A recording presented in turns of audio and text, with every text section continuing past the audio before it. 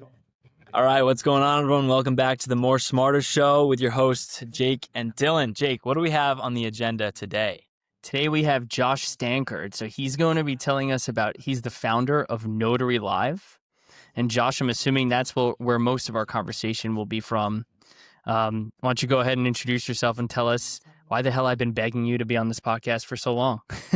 I actually have no idea. That's a great question. I just kind of sat down one day and suddenly this was all here. So I can't provide any insight on anything smarter or otherwise. But no, yeah, thanks for having me, guys. Pleasure to be here. Happy to have a good conversation with you guys. I saw you're drinking tea right now. I usually drink decaf tea during the podcast, but today I just went straight water. You got decaf Nice. or what? So I have 2 young children that keep me up at all hours of the day and night. So not decaf. So it is not decaf, no. But I do get jittery. So I hear you on that. I typically try to keep it on the lower end. So just teas, not coffee or anything past a certain hour. But yeah, it's kind of a necessity at this point. Very startup founder of you. Yeah. It's funny that you say that because actually I credit green tea for why I'm here in a lot of ways. Because in the beginning of me building a company, I had a regular job, a normal 9 to 5 that I had to go to.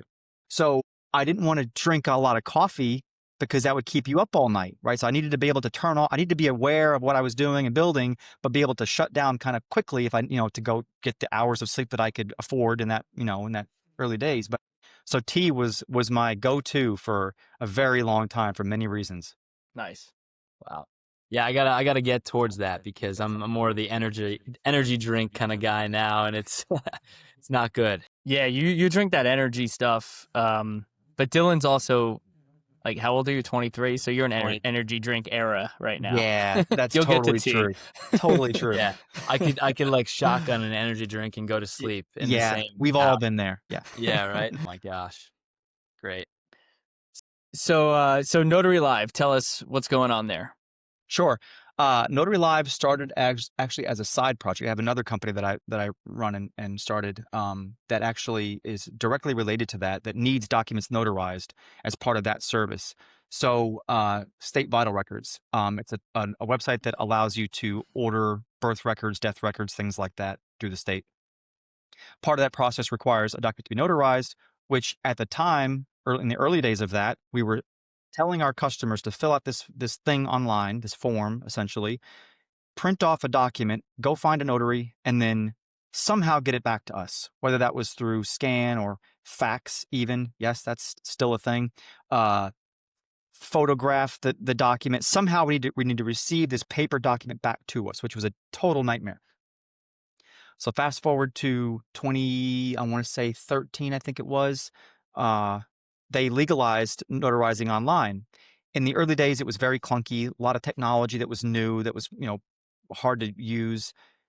There wasn't any vendors out there that you could really lean on from our perspective. So we just decided we're going to build our own. And that is when NotaryLive was birthed. We launched NotaryLive in 2018. And obviously the pandemic accelerated its awareness and growth. It was actually something else prior to NotaryLive, but then we rebranded to NotaryLive because of some trademark concerns, and now we're fully behind it. NotaryLive is doing awesome. We obviously have firsthand knowledge of the issues that go around notarizations, so we solved them by building this really awesome platform. So this other business you were starting at first, that was your own, that was like the first kind of entrepreneurial track that you had? Yeah, it was. And it's totally random. I'm from Tennessee originally and live in New York. Don't have a big family. Don't have a lot of, I had a difficult time getting my own birth record. How you getting those random looking things up that mean nothing to you in life. You don't know how you do it. You just kind of spiral into this researching all these deep things. Well, that happened to me one day, and I was researching vital records, birth records, things like that, and found that there was only one company doing this, which was just shocking to me, that there was only one company that you could get this, get a birth record from. And I had issues with getting my record because, again, I didn't even know where I was born. I didn't know what county it was or city or anything like that. So without that information, you're going to struggle to get your birth record. So that is what led me down the path of researching all this stuff. It's random, but I landed on the fact that there's not a lot of companies doing this, or any at that matter, for the most part, and you couldn't get it quickly. So again, it's random. So my first thing was actually in Texas, which I am not born in Texas. I was born in Tennessee, but in Texas, you had to wait a month or more to get your record, and there was no way to get it faster than that. If you're on for a cruise and you need to get your birth record today or tomorrow or whatever the case is, you're screwed. There's nothing you can do about it. You've just missed out on that cruise, and you literally have to pack up and go home. It happened to my sister, so I know for a fact that that thing happens on a regular basis. So I literally drove myself down to Texas and created a system where you could request a record from me, give me written permission to do this, and I will go on your behalf to the state office, pick it up that day, and mail it to you that day. So you'll get it either that day or the following day. And that is where everything started. Wow. So it eventually branched into other states. Again, in order to give me that permission, you have to give me a notarized statement saying that you have, proof of this. So that kind of snowballed, bigger and bigger, and then eventually it branched into its own sister company, which is now NotaryLive. So yeah. We talk a lot about verticals and, having vertical businesses. Our experiences through real estate, like, property management connects with owning a cleaning company, connects with buying the property one day. So it sounds like that's where you are right now. Are you looking for more verticals as you move forward? It's funny that you say that, because I called it my empire for a while, building my little empire, my ecosystem of my network of sites and products and things like that. There's pros and cons to it, and it's important to note that everything in life has a trade-off, and we'll probably talk a lot about that because that's my thing these days. But everything has a trade-off, and the pros of having state vital records feeding traffic to NotaryLive is that you have a massive customer, and you can guide. You're the best customer because I can lead the product growth, and I can tell it exactly what I want. I can customize this whole experience to state vital records, so what it needed. And then once that's done, now I've got a really viable go-to-market strategy and plan and a product and all this stuff that goes around that can now be sectioned up and divvied out to other verticals within NotaryLive. The con of that, and a significant one, is that you lean on that a lot. So if something happens to state vital records, it is now a domino effect. You've now lost everything. And that happened to us during the pandemic when state agencies closed their doors. All of our reps that we worked with just went home. We don't have their home phone numbers. We have their office numbers. So first they said, 14 days, we'll be back, no problem.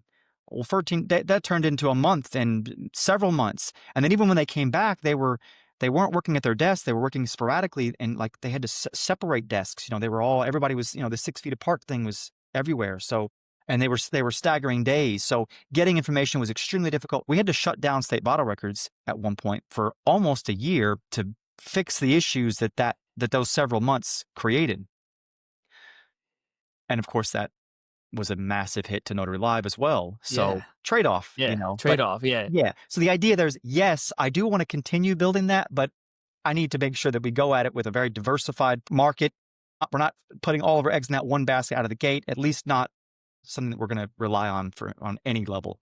Yeah, that's a perspective that makes sense from your experience. Dylan, by the way, COVID, you probably missed a lot of resets during COVID, but COVID was a pandemic. So Josh, if you survive a pandemic, if your verticals survive that, and actually sounds like thrived from that, even if you go all in through businesses that connect, what can be more challenging than the world shutting down, right? You're probably good from here. I mean, I guess it's all relative. Like, what do you mean by good from here? Do you mean financially? Sure. Yeah. But we have our own problems, and like everybody has a problem, and you're always trying to solve your worst problem today. And then, while leaning into your best attribute, and things like that. So yeah. And that was the darkest days for sure. We almost didn't survive. Literally, we had maybe 1 or 2 paychecks left in the bank before we were, having to make some really tough decisions.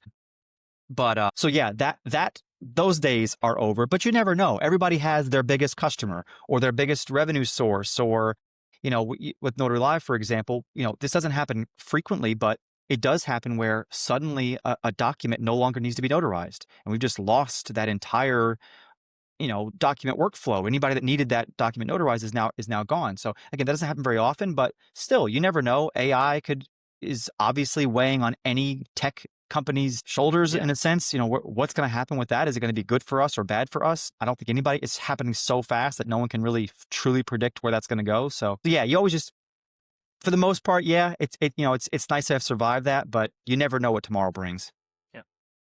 Totally. And before we keep going on about what the external factors are that could affect your business, I want to dive deeper into what NotaryLive is. Obviously, it's it's a notary company, but you are, I saw on your website, you're doing it for individuals and businesses. Can you dive a little bit deeper on like what that is? Like how much, I guess, of your business is individuals reaching out trying to get that done, or are businesses like subscription based? How does that kind of work? Yeah, it's essentially 90-10 B2B, 90 and about 10% B2C. The B2C is an interest in the Notary Live space. We actually got really lucky in just how the way the world works. No one wakes up tomorrow and says, I'm going to get a document notarized. I just really got to do this. I just love notarizing documents. I got it, whatever. So some business or some entity has requested them to do that. So that works to our advantage because essentially every B2C or our entire retail side of the business is essentially just an advertisement to the B2B, which is really where everyone wants to be in. That's the space to be in. Even though we're 90-10, the 10% being B2C, the B2C is from us it's just an advertisement to the B. So we do have business model is where we want to be. There's a lot of opportunity there all across the market. Everything needs to be notarized, or every business needs something notarized in some capacity. So we do a lot of our focus is on the business side of things. There is a subscription model. We don't lean into that too much. It's mostly just usage. So how many documents do you need to be notarized on a regular basis? And we kind of lean mostly into usage fees and things like that. I'm not sure if Matt shared this with you, but a couple months ago, I was at a networking event for real estate local to here in New Jersey. And someone was telling me that they just maybe passed their real estate license or something where they needed something notarized, and they're using an online notary. And I said, "Is it NotaryLive?" And she's like, "Yeah." And I was like, "Oh my god!" So I called Matt right away, and I let him know. But it was so cool. I mean, it was someone who I just didn't know who was talking about you. Yeah, that's funny because I just got back from, I think it was Jamaica a few months ago, and I was going through customs, and of course they ask you questions about you, like what do you do, and I'm answering the questions, and I always kind of answer generically, so I said I'm a CEO of a tech company. He goes, "What company?" I said NotaryLive. He goes, "You're kidding me." He showed me his phone. He's like, "I just used him like 3 days ago." So that was pretty cool. It was a cool moment. That's the coolest moment, right? I mean, Yeah. is there anything better than that? No numbers beat that, right? No, it's so cool to see that. But also, we do have a few different things like that. We've had Meghan Merkel used us, which was really cool. A lot of different celebrities. I'm sure I know you guys are sports fans.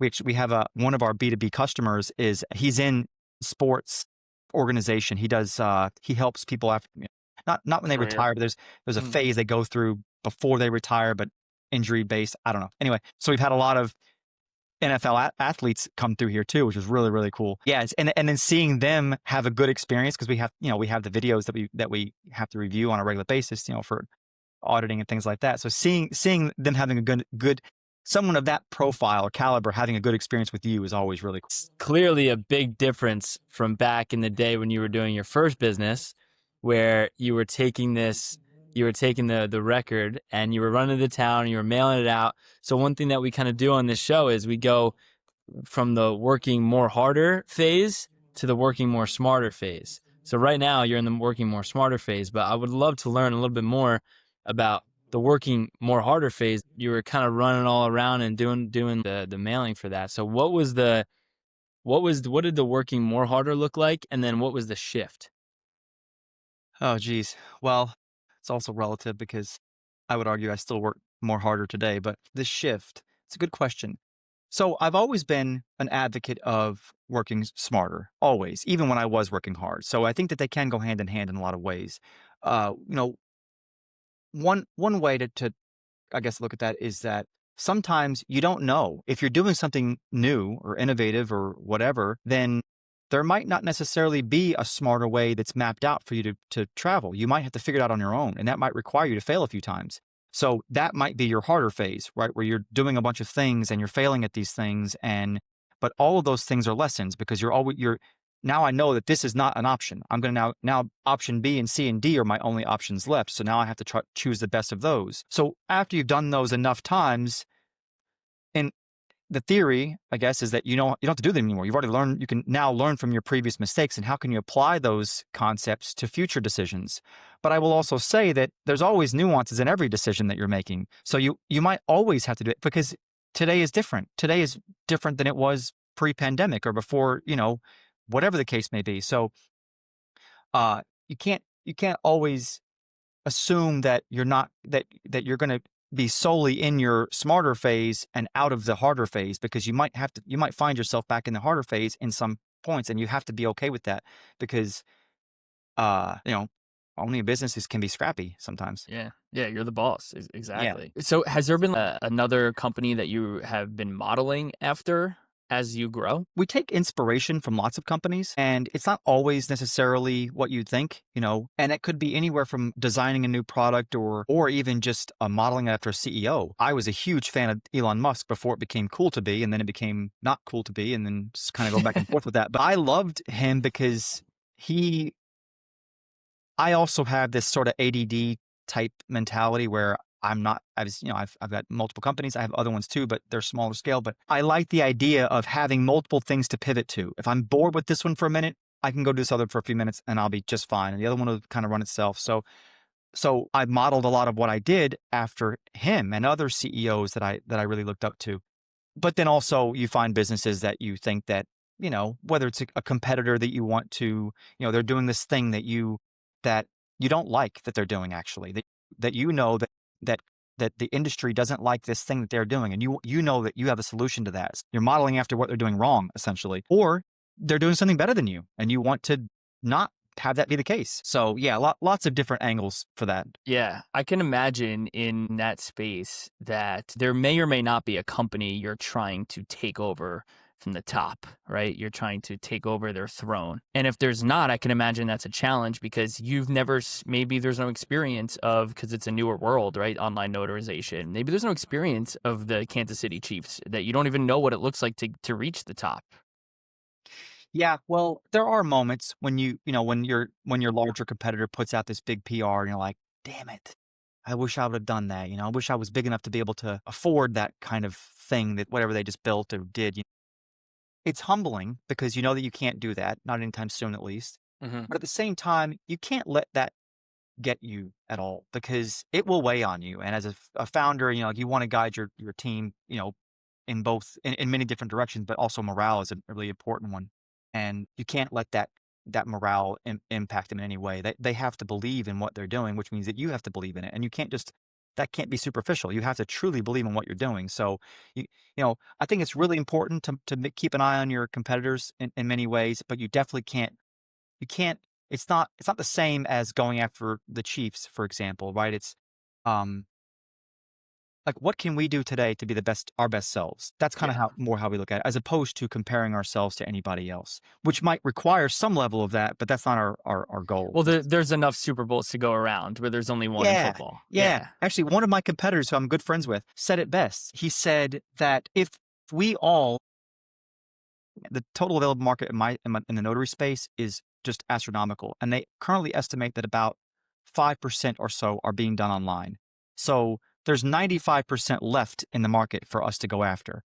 If we were to put a small dent in that, because I would not consider 5% a small dent, if we were to put a small dent in that, all of the current RON providers, RON is remote online notary, which is what NotaryLive is, would be driving multiple Ferraris, living on multiple beaches. So even though we're all competitors of each other in a sense, we're not really. There's a massive sea for us to go after here. And there's a difference too between being like a hater of the Chiefs and an Eagles. It's like everyone hates the Eagles, but yes. Yeah, what do you mean? Well, okay, then being like the Lions or something like that. Like, you're like in the running with someone like that's respected, and they respect you. And that is the difference, is you're taking inspiration from people like Patrick Mahomes instead of hating on him, like his wife and his brothers. In 3 years from now, do you think, like, my innovative strategies that I'm going to be taking to put that dent in on this 95%? Is that like the main goal, or is it how can I like grow to those other businesses where you're kind of creating more of a base that, like you were saying before? Is it doubling down on the Notary Live, or is it kind of expanding more of that base? So this actually brings up a really, really important topic that I've been putting a lot of thought into for the past year, especially. Well, first of all, 3 years is a long time. There are a lot of CEOs out there that will give you a 5-year plan and a 10-year plan, and it's nice to have something in mind there. But I like to be maneuverable and pivotable, and I don't think that I'm looking at the next 2026 for the most part. 2027, I have a vague idea of where that'll be, but I can tell you firsthand that 3 years ago I had a plan for this year, and maybe we hit some of those things. I don't even know because who cares anymore? That was 3 years ago me who had a goal. Now I have my own goals now. So there are CEOs that believe in that stuff, and there's truth to having that sort of mindset, but I don't really get caught up in that. I guess it's too far in the future for me. But in terms of, but to sort of answer your question, one of the key decisions that I had to make this year was the direction of the company. Am I going to stay on as CEO? Am I going to stay on as owner? Am I going to sell, all or some of the company? We're at a point now where a decision needs to be made, where I'm going down different paths because we're growing rapidly. And at this stage, typically you hand it off to someone else. Now, not always, but typically that's what happens, whether that's me passing on the reins, to someone else, another CEO, or just selling it entirely and moving on. So I'm at that point now, meaning that in 3 years from now, I will have already passed that point and the decision will have already been made. But I will tell you that as of today, I've decided I'm not going to sell the company anymore, that I'm going to keep it, and I'm actually going to continue running it. And it's not because I think I'm the best person for the job. I'm open to not being the best person for the job. I'm open to handing off that baton to the next guy and letting, or woman or whatever, and letting them take this from 10 to 20 million and 20 to 50 million and so on, right? There's CEOs that are built for specific stages of a company. However, I love what I do. And this is the key thing here. We've been told since we were little kids, just do what you love, right? Just do what you love. And it's like it almost kind of gets a little bit cliche in a sense where you don't really like, all right, yeah, whatever. I need to do this thing. Let me stop saying that. But it really is true. Like, do what you love. And I love doing this. My employees love doing it. We love working together. So why would I bother selling it? Why would I bother stepping down? I'm just going to keep doing what I'm doing. It's been working. Why would I stop? Even if we slow down in growth, even if next year is really a recession that they've been saying forever. Okay, so what? We survived the pandemic, like you said a minute ago, Jake. What are you going to throw at me at this point that's going to really take me down? We might lose a lot, but we're not going to go under at this point. So I'm enjoying what I'm doing. I'm going to ride this out as long as I feel like I'm okay at it and I'm still enjoying what I do. So in 3 years from now, hopefully we'll be back here and we can all have this conversation and say, hey, Josh is still there and he did it. He doubled the company in 3 years. That's awesome. So maybe. Well, what the hell are you going to do if you sell?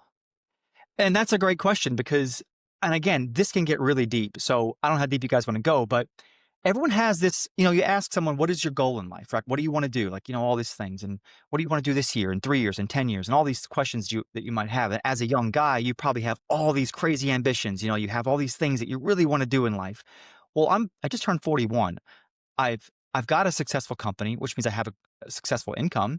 I've got I'm 2 kids. I'm not having any more. So essentially, I've kind of accomplished all the things that I want to accomplish, except for retirement. That's like the really big thing that's left. Everything from this point on is like my kids' milestones that I will be living through. So, well, what is retirement? Well, am I going to retire at 41? Hell no. I still have tons of energy left. I don't want to do that. Maybe for a week or two, that'd be nice. I would love a vacation. That'd be cool. But even then, I say that and I go away for a week, for a few days, whatever the case is, and I find myself on my phone checking in with people on Slack. It's like, Josh, they've got it. I know they've got it. I know they do. But I'm just so addicted to this that it's a great question, Jake. I don't know. You think that you'd be on a beach, something, one of those kinds of things. But I've got 2 kids. I'm not going to take my kid out of school. I'm not going to take him out of sports and away from his own friends because I want to go sit on the beach. Do I want my kids to see a deadbeat dad? Well, he's got all the money in the world. They didn't see me make that money, the hard work that I had to go through. So yeah, I'm happy where I'm at. It's fulfilling for me. It's It's a good lesson for my kids to, to pass on to them. So I don't know, to the point where I'm comfortable where I'm at right now. It's a great answer. I think about that answer all the time for myself. And I'm at the same answer as you. I'm not at the same level of what I could be selling or, be at, or my income or anything like that. But I think about that all the time. And I think about that for myself as I start new ventures, like, what is the goal here? Is it just to make more money? Because if it is, I don't want to play that game, because then I'm going to be in that position of, okay, now what, right? I don't need to be on a beach either. So it's something that's a constant conversation between my wife and I, even Dylan. We talk about that stuff a lot. I love it. I'm here for it. There's a famous essay from the seller of Loom. Pretty sure it was Loom. That it's a short read, but it's definitely worth reading, because I read that in this several months ago, and it helped drive this direction a little bit. But you lose one of the final things that I have is everybody says financial security. Like, they want financial security. That's one of the big things that they strive for. Okay, but first of all, that's a loaded statement, because what does that even mean, right? What does that mean to be financially secure? Because everyone is currently living in their means, or slightly out of it. And slightly out of your means pushes you to go to work the next day, right? Gives you that motivation that little kick in the ass to get up out of bed, right? So if I had $1 billion in the bank, as this Loom guy did, you lose your purpose in life. You lose your meaning. That little thing that is driving me. I have other drivers too, but that's an important one that I think that everybody from all walks of life could really say that we're all, for the most part, living within our means, and just striving for that next step.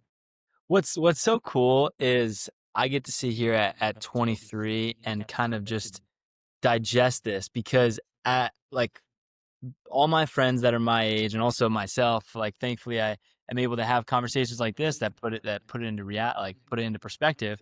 But all that I want is money right now. Yeah, man. And I don't think I will understand the fact that it's not just about money until I get it. And then you say, oh my gosh, there's so much more than this. There is. That's the problem that I kind of have. And thank God for these conversations, because now everyone has their own journey to their own realization. Some people have to work more harder in their business to work more smarter. So it's just a different journey for everyone. I think that a lot of that has to do with the wisdom thing, where if you learn from your own mistakes, then like you'll be smart. But if you learn from other people's mistakes, you'll be wise. And it's just, digesting and like looking up to those like Goliaths in life or in your industry, especially, see how you can move 5 steps forward without having to go through all that hard work. And Josh, this is on good segue. One thing that Jake and I talk about a lot is there's levels in business, where a year ago I was at level 1 in real estate, and I had to go through some pain and kind of breaking off some relationships to get to level 3. And I think every entrepreneur or every self-employed person has to go through something like that. What was kind of a phase in your life where you felt like you went from level 1 to 3, or you kind of improved like that? Well, I'm still in this like personal journey mindset, right? Because that was an important one from this year. But business wise, well, the most recent I would say is I joined a group called the Hampton. It's ran by a guy named Sam Parr, who has a pretty good podcast in I listened business. to it. Yeah, pretty good guy. Nice guy. I like him a lot. Anyway, this group of CEOs, it taught me a lot actually about myself and about the business. There was so many little things that I learned by being in this group of CEOs. But I would say that professionally, seeing that there is like a handbook to this, which is crazy to me, that I just kind of realized that there is literally a handbook to running a business. And it's not about how do you make $1 million. It's, are you willing to go through the steps it's going to take to get you to $1 million? So that was one of the levels up for me, in a sense, where I looked back at this handbook, essentially. There's not literally one, but sort of one. And realized that I'd been doing all those things. And it was really like validation, because a lot of times, as a CEO, especially being a tech CEO and not really a tech area, I'm not surrounded by tech CEOs, or part of the Hampton I wasn't. It was validation that I'd been making the right decisions in a lot of ways. And it now gives you confidence. And I think that the confidence is a really key piece of leveling up, because the more confidence you have in your own decisions, the faster you'll make them. And that's really important, to make fast decisions that are in a perfect world are good, but they don't have to be. You just have to make a decision. Not making a decision is one of the worst things a business owner can do. It gives you confidence to make those decisions faster, more efficiently. You said before about, wisdom. I would say that wisdom is really something that's earned. And I don't even mean earned through your own experiences. Like you mentioned, it could be earned through others' experiences, but it's at least understanding those experiences intimately enough to be able to apply that information to your next decision. Wisdom to me is having all this information and connecting all these dots in a way that can apply to this new situation, because there's always going to be something that's nuanced about every situation. Even if you lived it 1,000 times, there's one element at least that's different than the one prior to that. So yeah, the Hampton was the most recent one. I realized that there was a lot of CEOs in that group that had been through similar things, and applying that group wisdom for me to apply to other things, and and especially from an area or a standpoint or a perspective of confidence, really helped a lot too. Yeah, I'll go to real estate networking events, and not just to network with people or make a connection or to even make money or anything like that, but just for validation. I think that's a great point. I never articulated it that way, or I never realized to myself that that's so important, but it is. Oh, you're doing this too, so I know I'm on the right path. There's so much Exactly. value in that. Yeah. Yeah, because now when you're analyzing your options, going back to a previous point we made earlier, if you succeed on option A, but you had listed out option B, C, and D, well, what if B, C, and D is a little bit better than option A? Even though option A worked, it's possible that B or C is smarter. So do you take the leap and try B? Because what if that fails? Then you're not being smart at all. You had a option that was working perfectly fine, and yet you stopped that option to go work on this other one.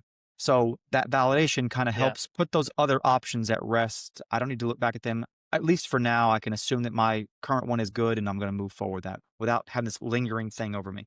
No one sells validation when they sell these things. It's a great point by you. So you also mentioned morale before, and you just touched on that, and I wanted to bring that back. At NotaryLive and your companies, how do you manage morale, employee feelings? It's tough because we're all humans. We all have emotions, and I can tell you that for sure, one of my number one, hands down issues is terminations. I cannot handle that. I'm so bad at it. I'm like a little school kid. No offense, Yeah. Dylan. That was good. I'm terrible at that, but so it weighs down heavily on me, and it's almost, and I get a little bit bitter, and anyway, I'm at that point now. We had to let go of some really really awesome people that I loved personally. I hated to make that decision, but um, my morale has actually been a little bit low. And in your email, it said bring the energy, right? And I wanted to do that for you guys, and and to be present with this, because it's just fair for everybody. So even in this, I'm having to rally, bring the morale, like bring the energy, because I get gloomy sometimes, again, we're all kind of human. And not just that, but I see my employees will get that way too, and for personal reasons, maybe it has nothing at all to do with work.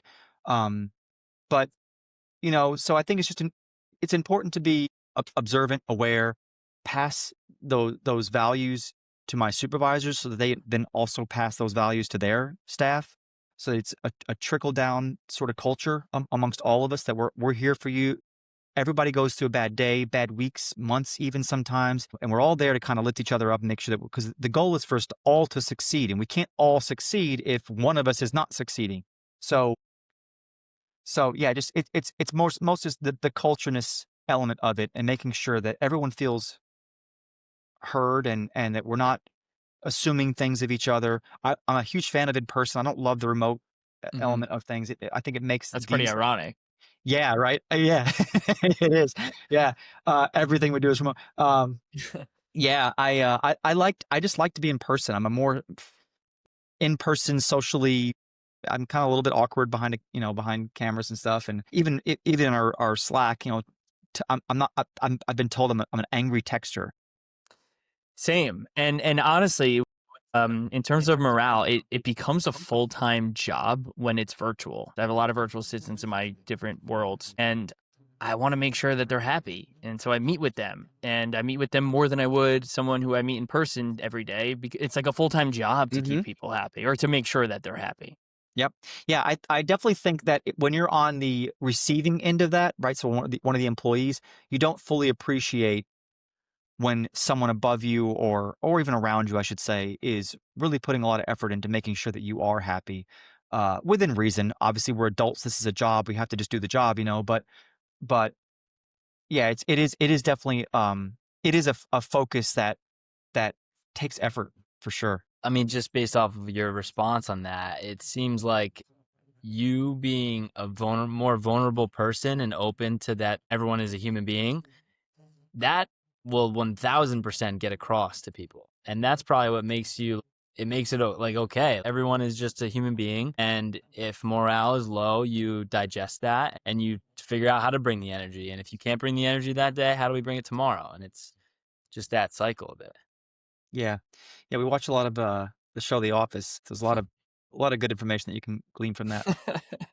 We often pull from things like that, like let's have a party day or something like that, Nice. to kind of bring people up. So we have little things that we try to do regularly, but those are, I feel like, more cookie cutter. We Yeah. pumpkin carving or whatever the case is. But I think just generally speaking, it's just the culture that you instill, which requires very selective recruiting. You don't want a bad egg in your crew because that could just totally kill the morale for everybody. So identifying bad eggs, not that the people that we just let go recently were, but identifying them early on and you got to get those out because it's sink a ship if you're not careful with that stuff. When you hire someone, is your business really structured in onboarding, or is someone manually training somebody? How does that work? Yeah, it depends on the position. If it's a new position, the onboarding kind of can be a little clunky, unfortunately, because you're not totally sure what it is that you're needing here. If it's a repeat position, yeah, onboarding is pretty smooth and efficient. We try to welcome them into the group. We had one guy. We do a little bit of some hazing, I think, which is totally appropriate in every situation. But we had one guy, innocent stuff, where we told him it was super formal here, like super formal. You had everybody dresses in suit and tie every single day, and then meanwhile that exact day we had pajama day at the office. So totally overdressed. So little things like that. But Yeah. Not helps a ninth little hole bit. at nine trick, Yeah. to Gilmore. Yeah. No, that's healthy for sure. Yeah, that is awesome. So I want to get into what your kind of average day or week looks like. It's obviously Notary Live is your main business, but you clearly have other things other businesses that you're working on as well. How do you seem like you're like a big time blocker type of person, and you are really rigid with how you go about managing people and yourself. So what does that kind of look like, the preparation of it?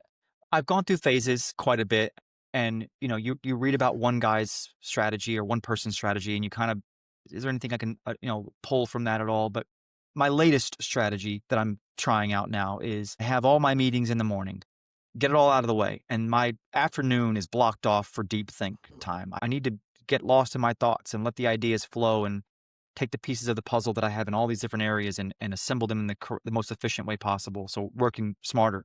I will say that that's proven to be a challenge. What happened is all the meetings that I moved to the front half of the day now just gives availability in the last half of the day for people to take up.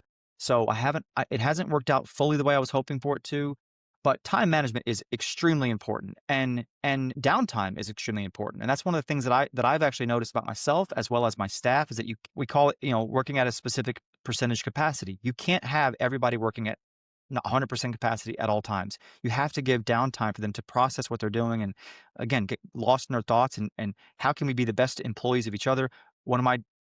Jake, I think are you a Patriots fan? Am I right to say that? Jets fan, Okay, not a Patriots even fan. worse. Okay, so Bill Belichick's famous, do your job, right? Well, what I'm trying to adopt internally is own your position. Own your position. It is your position. Own everything around it. Don't rely on anyone to micromanage any level of what you're doing because that is just not what we foster here. So, and people sometimes do actually want to be micromanaged, and I don't want to be a micromanager or have any of my staff being micromanagers. Exactly. So, fostering that sort of energy is pretty important. Yeah, it's tough because what I'm currently doing isn't working that great. So I might have to change strategies a little bit. I mean, I think your vulnerability is a tremendous quality for an owner of a company. You're essentially saying you're figuring it out. You don't have all the answers. You're constantly learning. You're doing self improvements constantly, and you're figuring it out. I think that's awesome. Thanks. Own your position. I like that. And that the Bill Belichick thing. Like Jake and I are both like former athletes, and I mean, it seems like are you a former athlete? Yeah, I was never very good. Was always really good in JV and not very good in varsity. But yeah, I played some sports. I mean, that goes hand in hand. I feel like the more that you like if you grew up like being like a coachable person and being able to own your position and like just have the discipline to go out and work for your work on your own craft of being like a good athlete, then you have the same exact ability of doing that in business too. Yep, 100%. A lot of parallels there. Yeah. Yep. Well, Josh, this is probably my favorite episode. So thanks, guys. Okay, Same. I've said that to past guests, but each one gets better. So That's I mean awesome. it every time. I'm That's not just great. saying that. Love it. Self-improvement. Love it. Yeah, exactly. Josh, what is there anything else you kind of want to like cap off on before we finish it off? No, man, just do what makes you happy. Do what makes you happy. And if you're not up for the grind, if you're not up for it, that's totally okay. It's totally okay. I can't tell you how many times I've wanted to be an employee again. I can't tell you. So and there's nothing wrong with that. Nothing. So yeah, just own your position. Just whatever that may be. We're on to Cincinnati. Love it, guys. Well, that was episode 22 of the More Smarter Show. So like, follow, subscribe, and share with anyone you know. Only if you like it.